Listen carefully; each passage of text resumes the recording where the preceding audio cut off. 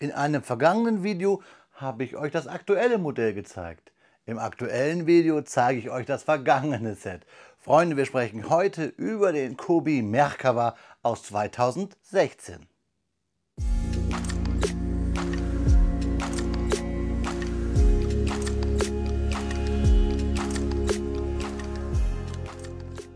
Willkommen in der Nordenklötzchenscheune. Mein Name ist Blockstar und Freunde, heute stelle ich euch einen Streitwagen, einen hebräischen vor, den Merkava, aber nicht die 2621, die gab es hier schon auf meinem Kanal, findet ihr da oben auf dem i. Nein, wie schon am Intro erwähnt, stelle ich euch heute die 2016er Version des Merkava vor, die 2607. Die gibt es kaum noch neu, ich habe sie hier gebraucht erworben, liebe Freunde, schön nach den Bautüten sortiert, das kann ich schon mal spoilern. Dieses Fahrzeug bekommt man heute für guten Kurs eigentlich gar nicht mehr unter 100 Euro. Da dieses Fahrzeug eine besondere Geschichte hat, also der Merkava, der Streitwagen, das ist hebräisch, daher freue ich mich heute ganz besonders, nochmal ein Fahrzeug zu bauen, also quasi wieder Kobi Classics, 7 Jahre alt. Schauen wir mal, wie gut das Set gealtert ist, Freunde. Kommt mit mir auf den Bautisch, dann schauen wir uns die Anleitung, die einen kleinen Fehler hat, genauer an.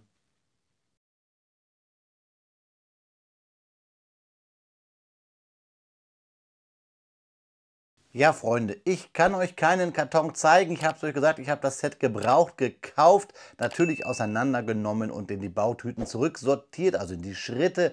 Daher für euch jetzt hier nur digital einmal der Karton von oben. Ganz wichtig, das Set ist aus der Small Army Serie, wie damals eigentlich fast alle Panzer von Kobi. Aber, und dazu kommen wir gleich, die Anleitung hat einen kleinen Fehler, was das angeht, während ihr hier nochmal die Rückseite vom Karton seht. Die Anleitung verortet das Set nämlich in eine ganz andere Zeit. Und dazu kommen wir jetzt. Hier ist die Anleitung und wir sehen, der Battletank Merkava, ist nämlich hier laut Fehldruck World War II, was dieses Fahrzeug auf keinen Fall war. Ab 6 Jahren, damals traurige Zwiebel und auch damals schon in der EU geprintet, also die Anleitung. Und wir sehen das schöne alte Kobi-Design mit diesem Tarnmuster und den großen gelben Noppen. Klammer gebunden, DIN A4. Wir schauen uns kurz die Anleitung an. Da sehen wir schon Tüte 1. Die habe ich hier zurücksortiert. Also wir haben hier Tüte 1, Tüte 2, Tüte 3, so damit wir das Bauerlebnis nachstellen können. Das Set war nur einmal aufgebaut. Kobi-Anleitungen wie folgt. Wir fangen an hier mit dem ersten Bauschritt, der ist farblich. Dann kommt der zweite Bauschritt, dieser ist dann farblich und der erste ist dann ausgegraut. Wir haben hier so Legenden, damit wir sehen, welchen Slope, in welchem Winkel wir wo nehmen müssen. Pfeile weisen uns den Weg und diese kleinen Rechtecke sagen immer, welche Steine wir brauchen. Kobi-Anleitungen haben keine Seitenzahlen, nur Bauschrittnominierungen. Deswegen können wir nur sagen, nach welchem Bauschritt wir fertig sind. Ihr seht hier diese Pfeile und da auch nochmal diese Legende, damit wir sehen, also hier Slope E und Slope C. Und es gibt manchmal sogar noch so kleine Anlegehilfen, damit wir sehen können, welchen Teil wir nehmen, also welche Fliese. Hier zum Beispiel, das war wahrscheinlich 2016, muss ich mal schauen, noch gar nicht so drinne. Interessiert mich selber, da sehen wir Tüte 3, ich habe es euch versprochen. Nee, so Anlegehilfen gibt es damals wohl noch nicht, beziehungsweise gab es damals noch nicht.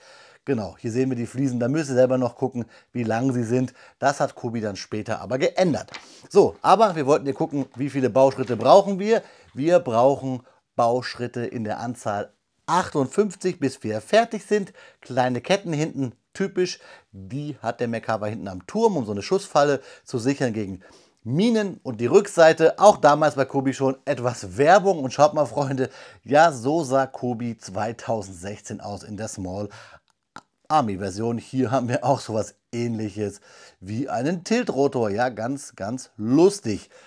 Ich nehme jetzt Tüte 3, Tüte 2 und Tüte 1 und baue dieses Set, das nicht aus dem Zweiten Weltkrieg kommt. Was ich cool finde, ist, dass wir hier Drucke haben und dass wir hier 3 Minifiguren haben, die alle irgendwie von der IDF, von der Israeli Defense Force, kommen. Ich hoffe, ihr seid gespannt. Es gibt tolle Fakten. Ich freue mich nachher dann darauf, das Fahrzeug mit der 2022er Version zu vergleichen. Also ein Video, wo wir, glaube ich, für alle etwas haben, sofern Sie Klemmbaustein- und Geschichtsfreunde sind. Also euch viel Spaß bei den Fakten und mir beim Klemmen, liebe Freunde.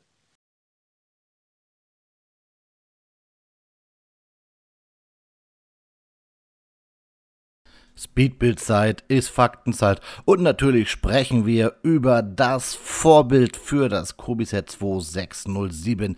Wir sprechen über den Merkava.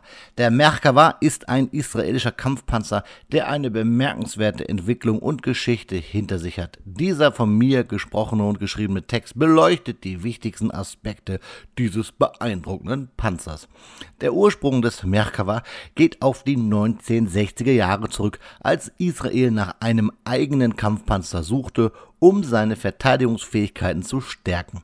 Das erste Merkava-Modell, der Merkava Mark I, wurde 1978 eingeführt und war ein einzigartiger Ansatz im Vergleich zu anderen modernen Kampfpanzern der damaligen Zeit. Das auffälligste Merkmal war der Motor, der sich im vorderen Teil des Panzers befand, um die Überlebensfähigkeit der Besatzung zu erhöhen. Der Merkava war von Anfang an auf die Sicherheit seiner Insassen ausgerichtet. Im Laufe der Jahre durchlief der Merkava verschiedene Upgrades und Modifikationen. Der Merkava Mark II wurde in den 1980er Jahren eingeführt und führte Verbesserungen in Bezug auf Panzerschutz und Bewaffnung ein. Der Merkava Mark III, eingeführt in den 1990er Jahren, brachte weiterhin Verbesserungen im Bereich der Bewaffnung, der Kommunikation und der Feuerleitsysteme mit sich. Der Merkava Mark IV, der in den 2000ern eingeführt wurde, ist die modernste Version bis heute und zeichnet sich durch seine leistungsfähige 120 mm Glattrohrkanone und modernste Verteidigungssysteme aus. Ich habe nochmal hier etwas zusammengerafft, wichtige Zahlen und Eigenschaften. Fangen wir an mit der Besatzung. Der Merkava hat eine Besatzung von 4 Personen, darunter einen Fahrer, einen Kommandanten, einen Schützen und einen Ladeschützen. Sprechen wir über die Bewaffnung. Die Hauptbewaffnung des Merkava Mark IV ist eine 120 mm Glattrohrkanone, die eine breite Palette von Geschossen abfeuern kann. Darunter APF-SDS, Panzerabwehrgeschosse und Hochladungsgeschosse. Sprechen wir über die Panzerung bzw. den Schutz. Der Merkava ist für hohe Überlebensfähigkeit des Besatzungspersonals konzipiert. Sein moduläres Panzerungssystem bietet Schutz für eine Vielzahl von Bedrohungen, einschließlich Panzerabwehrwaffen und Minen. Sprechen wir über die Mobilität. Mit einem leistungsstarken Motor kann der Merkava auf unterschiedlichstem Terrain operieren und erreicht eine beachtliche Höchstgeschwindigkeit auf der Straße. Sprechen wir über die Technologie. Der Merkava ist mit modernster Technologie ausgestattet, darunter fortschrittlicher Feuerleitsysteme, Kommunikationssysteme und Schutzsysteme gegen Raketen- und Granatangriffe. Abschließend bleibt eigentlich zu sagen, liebe Freunde, der Merkava ist ein herausragendes Beispiel für israelische Ingenieurskunst und militärische Innovation. Seine Betonung auf der Sicherheit der Besatzung, kombiniert mit der leistungsfähigen Bewaffnung und Schutz bzw. der Abwehrsysteme, macht ihn zu einem bedeutenden Panzer und einer wichtigen Komponente in Israels Verteidigungskapazitäten. Die ständige Weiterentwicklung und Modernisierung des Merkava spiegeln die Entschlossenheit Israels wider, sich den ständig verändernden geopolitischen Herausforderungen anzupassen. Das ist auch das Stichwort, denn es ist immer noch ein Gerücht und war im Gespräch, dass sogar die Ukraine an Merkava-Panzern der älteren Baureihen interessiert ist, denn gerade der Konflikt in der Ukraine zeigt ja, wie wichtig es ist, dass das Personal überlebt. Und gerade hierfür wäre der Merkava-Panzer etwas Besonderes. Auch nicht wundern, liebe Freunde, zur Geschichte nochmal, warum der Merkava-Panzer so anders ist. Israel unterlag eine Zeit lang westlicher Sanktionen, so dass Israel seine eigenen Kampfpanzer produzieren musste. Ja, das zum Schluss noch, Freunde. Jetzt sprechen wir aber über das Kobi-Set 2607. Viel Spaß beim Review. Nach 1 Stunde und 20 Minuten ist er fertig, unser Kobi Merkava, das Set 2607 aus 2016, aus Frühjahr 2016. Ich habe leider keinen genauen Preis gefunden. Es gibt auch, meine ich, kein deutsches Review auf YouTube. Das hier müsste das erste sein. Aber ich gehe davon aus, dass das Fahrzeug 39,99 gekostet hat, so wie damals eigentlich alle größeren Fahrzeuge, beziehungsweise auch später zum Beispiel die Sets bzw. Fahrzeuge Fahrzeuge aus der World of Tanks Serie. Das Fahrzeug hat einen Maßstab ungefähr zwischen 1,26 und 1,28. Es ist ja 29 cm lang und 12 cm hoch, während die 2022er Version ja einen Maßstab hat von 1:35. Fangen wir mal mit den Figürchen an, denn das Einzige, was mir fehlt an diesem ganzen Set, und obwohl es ist super cool, dass fast alles dabei war, ist nämlich ein Teil bei den Minifiguren. Fast alles dabei meine ich, weil ich habe sogar hier Teile über. Also man kann bei einem Gebrauchtkauf oder Tausch auch Glück haben und derjenige gibt einen die übrig gebliebenen Teile mit. Es fehlt nur ein Gurt, den ich bestimmt irgendwie habe. Ich habe ja eine große Kobi-Teile-Sammlung, aber ich habe ihn jetzt nicht gefunden. Und ich muss sagen, ich habe in meiner Kobi-Teile-Sammlung nicht so eine Ordnung wie zum Beispiel bei mehr Constructs-Teilen, die ich habe, oder bei Lego. Naja, schauen wir uns die Figuren einmal an.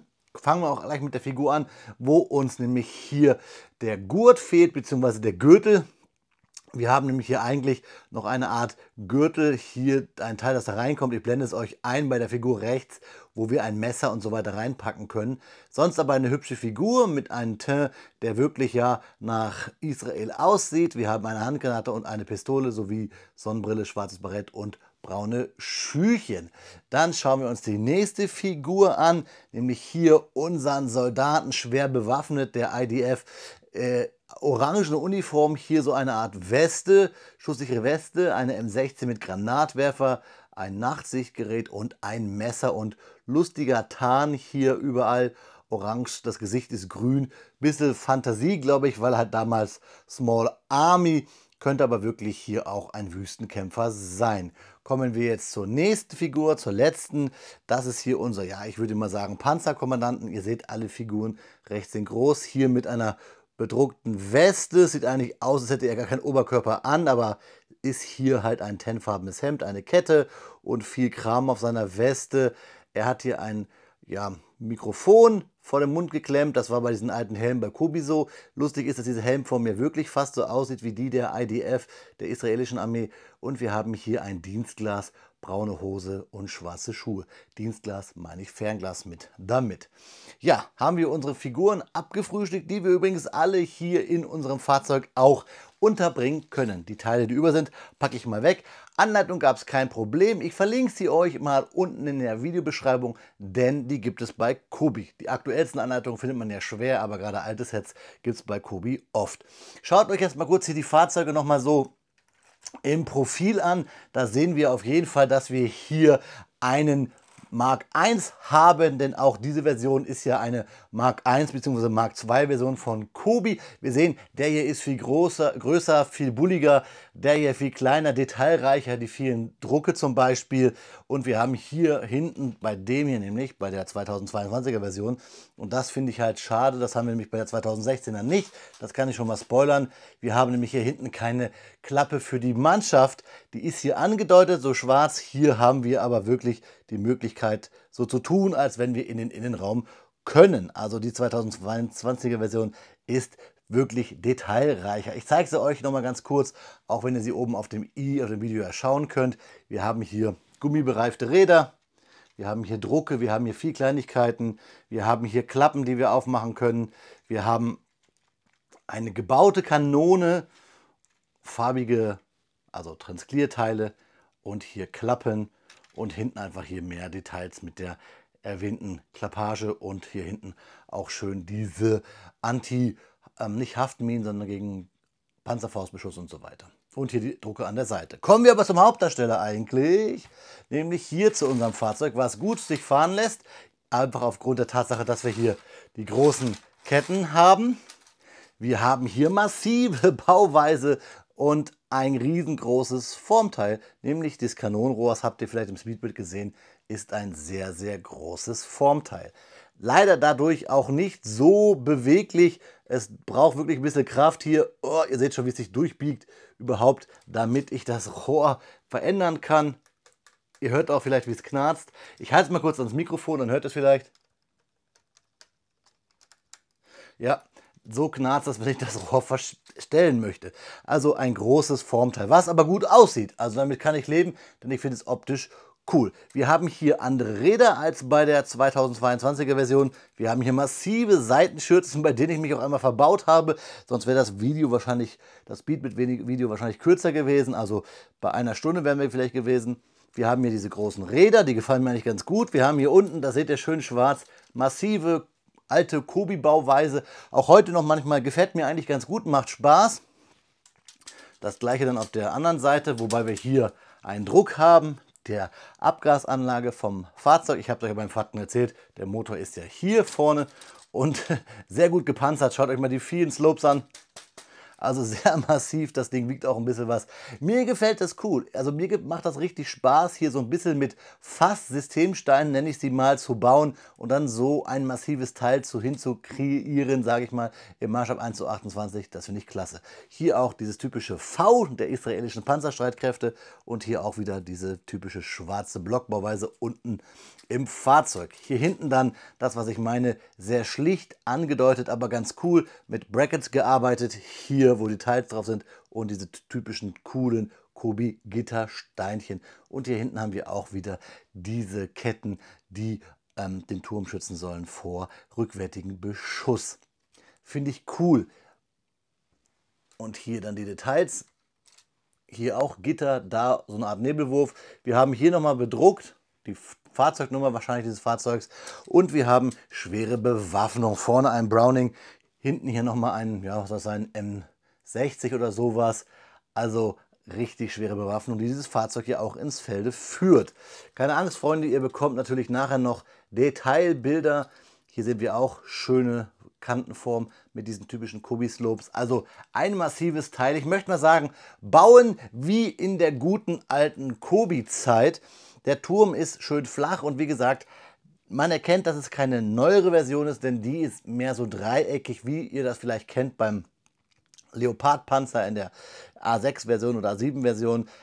So eine schräge Dreieckspanzerung, die hat dieses Fahrzeug jetzt hier nur so angedeutet. Daher wissen wir, es ist ein Mark I oder II. Ich habe euch versprochen, man kann alle Figuren hier im Fahrzeug versenken. Hier oben haben wir Noppen. Übrigens, den Turm kann man einmal komplett rumdrehen. Ne? Hat man auch nicht bei jedem Fahrzeug. So, wir können dann hier noch den Soldaten reinstellen. Da gibt es auch Noppen. Man muss ihn nur treffen. Und hier vorne in der Luke kann man dann noch, wenn man das Figürchen einknickt, einen Fahrer reinsetzen, denn da gibt es keinen Noppen. So, jetzt habe ich nur ein Problem. Ich kann die Figur so nicht reinsetzen. Ich muss einmal drehen. So, und jetzt für euch. Zack. Luke auf und Figur rein. Ja, Freunde, was sagt ihr zu diesem Fahrzeug? Ich finde es cool. Eine Sache noch, die ich euch hinterherreichen möchte, nämlich ein Fakt. Denn das Fahrzeug hat einen quasi MTU-Motor, der zwar von General Dynamics gebaut wird, 1500 PS hat, ein V12 Diesel. Aber ich finde es cool, dass hier auch irgendwie deutsche Ingenieursleistung im Original in diesen Fahrzeugen steckt. Mir hat der Bau Spaß gemacht, ging einfach, auch wenn ich mich, wie gesagt, hier bei den großen Hinges vertan habe. Aber ich mag es auch gerne so simpel zu bauen, sage ich mal, mit den Slopes, mit den vielen Plates und diesen großen Hinges im Vergleich zu diesen detailreicheren hier irgendwie. Macht schon Spaß, mal sowas Älteres, Massives zu bauen. Einfach, ja, das, wo Kobi seinen Ruf her hat. Dieses massive Gebaue, da geht so schnell nichts kaputt. Und ich muss euch auch was sagen, Freunde, diese Steine sind wirklich sehr gut gealtert, denn ich habe hier wirklich gar nicht gemerkt, dass ich hier gebrauchte Steine hatte. Aber auch da muss man sagen, kommt immer darauf an, wenn man so ein Set gebraucht kauft, hat man jemanden gehabt, der das Set vielleicht nur einmal aufgebaut hat, der es gepflegt hat. Ihr habt es ja gesehen, ich habe das Set sogar in 3 Bauabschnittstüten wie beim Original bekommen. Ja, eure Meinung ist gefragt, schreibt sie unten in die Kommentare und jetzt nicht abschalten, denn jetzt geht es nochmal mit Detailbilder und danach schauen wir uns zum Abschluss noch einmal in die Augen, meine Freunde.